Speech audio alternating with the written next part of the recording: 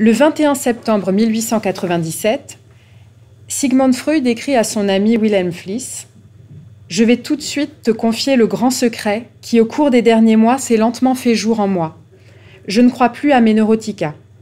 Cela n'est probablement pas compréhensible sans explication. Tu as d'ailleurs trouvé toi-même crédible ce que je pouvais te raconter.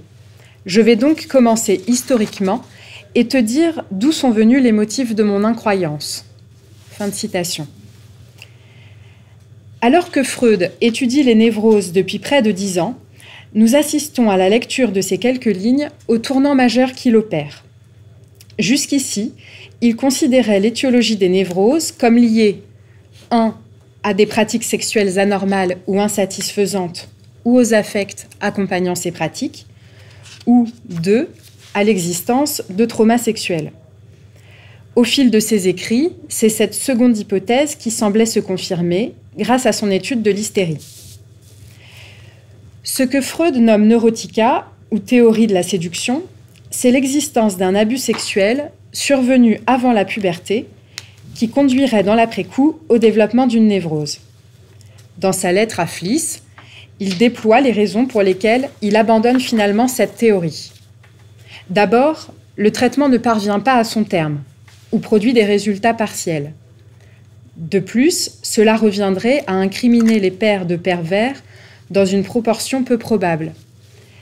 Mais surtout, Freud remarque, je le cite, « Il n'y a pas de signe de réalité dans l'inconscient, de sorte que l'on ne peut pas différencier la vérité et la fiction investie d'affect. » Concernant cette notion de réalité, Freud envisage plus tard qu'il existe une autre forme de réalité, à côté de celle dite matérielle, c'est la réalité psychique. Cette réalité, constituée de toutes les productions animiques, notamment des fantasmes, a un rôle déterminant dans la névrose.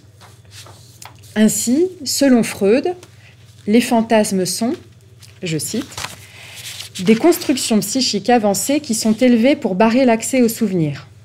Elles sont produites au moyen de choses qui sont entendues et utilisées après coup, et elles combinent ainsi ce qui a été vécu et ce qui a été entendu, ce qui est passé tiré de l'histoire des parents et des grands-parents, avec ce qui a été vécu par la personne elle-même. » Fin de citation. En 1917, dans ses leçons d'introduction à la psychanalyse, Freud réunit ses avancées concernant la constitution du symptôme. Il l'envisage à présent comme la formation d'un compromis entre deux forces psychiques contraires, d'une part, le désir de satisfaction libidinale sous-tendu par le principe de plaisir, et d'autre part, son refusement au regard du principe de réalité. Le symptôme apparaît donc, je cite Freud, comme rejeton plusieurs fois déformé de l'accomplissement de souhaits libidinal inconscients. Quel désir peut donc bien se cacher derrière la phobie de vomir de Madame M? Cette question reste pour le moment en suspens, sans réponse, mais elle aimerait en savoir plus. Toujours dans ses leçons, Freud indique que les symptômes sont des substitutions à la satisfaction refusée par régression de la libido à des stades de développement antérieurs. Freud écrit « Les névroses restent attachées quelque part à son passé. Les névrosés, restent attachées quelque part à son passé. Nous savons maintenant que c'est une période de son passé dans laquelle sa libido n'était pas en mal de satisfaction, dans laquelle il était heureux. Le symptôme répète d'une façon ou d'une autre ce mode infantile précoce de satisfaction, déformé par la censure provenant du conflit. Ce qui autrefois était une satisfaction pour l'individu est justement ce qui aujourd'hui ne peut que éveiller sa résistance et sa répulsion. Revenons aux leçons. Freud poursuit son étude du symptôme et formule l'hypothèse de fantasme originaire. Il en identifie 3. Le fantasme de l'observation du commerce parental, le fantasme de la séduction enfantine et celui de castration. Il ajoute « Je pense que ces fantaisies originaires sont un fond phylogénétique. En elles, l'individu va puiser, par-delà sa propre expérience de vie, dans l'expérience de vie de l'époque préhistorique, là où sa propre expérience de vie est devenue par trop rudimentaire. » Remarquons que cette traduction, celle de la nouvelle édition des œuvres complètes de Freud, troque le mot fantasme pour celui de fantaisie. Alors que fantaisie renvoie à une production de l'imagination ou au pouvoir d'invention d'un artiste, le mot fantasme désigne la mise en scène d'un désir refoulé au moyen d'une construction imaginaire pour le satisfaire. Le mot fantasme renvoie donc directement à la question du désir inconscient et dit incontestablement mieux ce qui nous intéresse aujourd'hui et que les cures psychanalytiques viennent chaque jour dévoiler. Revenons au fantasme originaire. Il s'agit donc de constructions universelles qui auraient la même fonction que le mythe, à savoir, comme l'écrit Martine Lerude, répondre à une question impossible, celle de l'origine pour le fantasme de l'observation du coït parental, celle de l'irruption du sexuel pour le fantasme de séduction, et celle de la différence des sexes pour le fantasme de castration. Jacques Lacan, à partir de sa lecture de Freud, reprend et affine au fil de son séminaire cette notion de fantasme. Alors qu'il articule sa conception du travail psychanalytique autour de 3 registres, le réel, le symbolique et l'imaginaire, le fantasme, omniprésent dans la névrose, se situe dans le dernier. C'est ainsi que Fernando de Amorim propose « Le fantasme baigne dans l'imaginaire. Si je reprends ma métaphore aquatique, le fantasme est le poisson et l'imaginaire est l'eau. Le fantasme, comme je l'ai écrit plus haut, est articulé par l'imaginaire, subit les effets du symbolique et la torture du réel. » Fin de citation.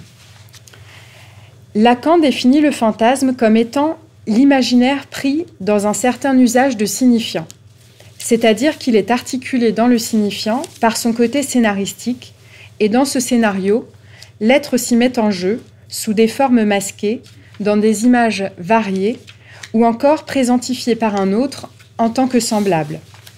Ainsi, bien que le fantasme participe à l'ordre imaginaire, c'est par sa fonction signifiante qu'il devient essentiel au cœur de l'expérience psychanalytique. Je cite Jacques Lacan. Qu'il y ait dans l'inconscient des chaînes signifiantes subsistant comme telles, qui de la structure agissent sur l'organisme, influencent ce qui apparaît au dehors comme symptôme, c'est le fond de l'expérience analytique.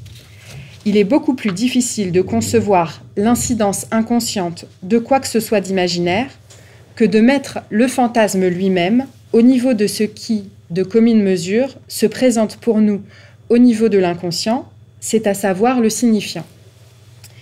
C'est à partir de la 5e année de son séminaire, intitulé « Les formations de l'inconscient », que Lacan élabore un graphe du désir qu'il fera évoluer au fil de ses avancées théoriques. Sur ce graphe figure le fantasme, donc on le voit, c'est à gauche, c'est le S barré poinçon petit a.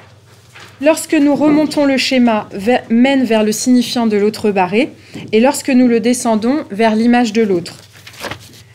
Lacan indique la relation à l'image de l'autre, IA, se situe au niveau d'une expérience intégrée au primitif circuit de la demande, où le sujet s'adresse d'abord à l'autre, le grand autre, pour la satisfaction de ses besoins.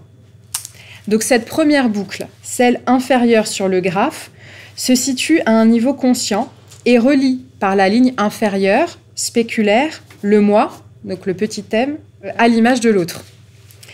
À l'étage supérieur, se situe dans la zone intermédiaire, le désir de l'homme en tant qu'il est le désir de l'autre.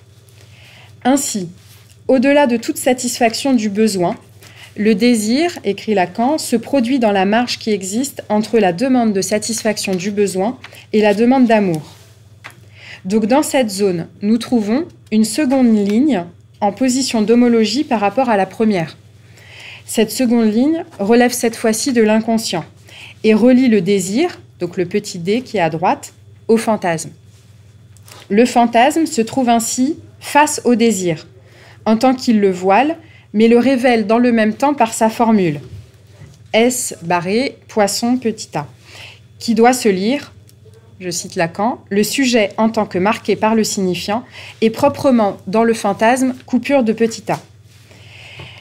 Lacan désigne ainsi le fantasme comme étant, il écrit, le répondant et le support du désir, le substrat imaginaire du désir en tant que celui-ci se distingue de la demande et aussi du besoin, ou encore comme le point clé, le point décisif où doit se produire l'interprétation du désir. En fait, le fantasme est le lieu où le désir rencontre l'objet. Au début du séminaire intitulé « Le désir et son interprétation », un doute demeure néanmoins quant à la nature de cet objet, qui pourrait être confondu avec l'autre de la relation imaginaire, le petit a. Mais à mesure que Lacan articule les concepts et manie le graphe du désir, il y fait apparaître le concept d'objet petit a, objet cause du désir. Il écrit « En fait, ce que l'on appelle relation d'objet est toujours rapport du sujet, non pas à des objets, comme on le dit, mais à des signifiants. Le sujet est présent dans le fantasme et l'objet, qui est objet du désir, uniquement en ceci qu'il est terme du fantasme, prend la place, dirais-je, de ce dont le sujet est privé symboliquement, c'est à savoir du phallus. C'est de là que l'objet prend la fonction qu'il a dans le fantasme et que le désir, avec le fantasme pour support, se constitue. » Fin de citation. L'objet petit a désigne ainsi, Lacan écrit, l'objet essentiel autour de quoi tourne la dialectique du désir. Il est cet objet qui soutient le rapport du sujet à ce qu'il n'est pas, c'est-à-dire au phallus en tant que signifiant du désir. Ainsi, fantasme et désir sont étroitement liés. Le premier, donc le fantasme, est le masque imaginaire du second, le désir, exprime quelque chose du désir de l'être, car s'il exprime la satisfaction d'un désir, cette satisfaction n'est qu'illusoire et voile en réalité le manque constitutionnel de l'être. Je vous remercie de votre attention.